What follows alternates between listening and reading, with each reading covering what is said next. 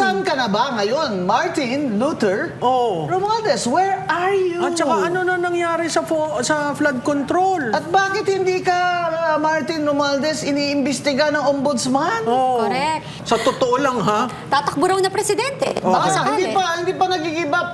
Oh. Lumalabas pa ngayon, syempre, ano na siya, payat na siya ngayon. Yeah. Ganyan talaga nagagawa. Masyadong marami ka ng pera eh.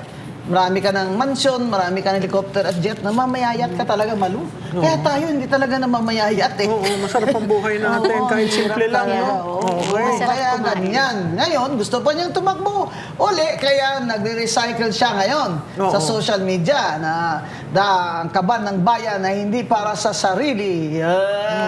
Para namang sa magaling ito. Tsaka wala talagang sumagot dun sa, nasan ba yung 1.5 at 1.9 trillion? Correct. Hanggang At ngayon. nasaan ka na ba ngayon, Martin Luther Romualdez? Where are you? At saka ano na nangyari sa flood control? At bakit hindi ka, Martin Romualdez, iniimbestiga ng ombudsman? Correct. Di ba parang umuulan lahat ng issues dito sa totoo lang, no? Mahirap pala dito sa show niyo.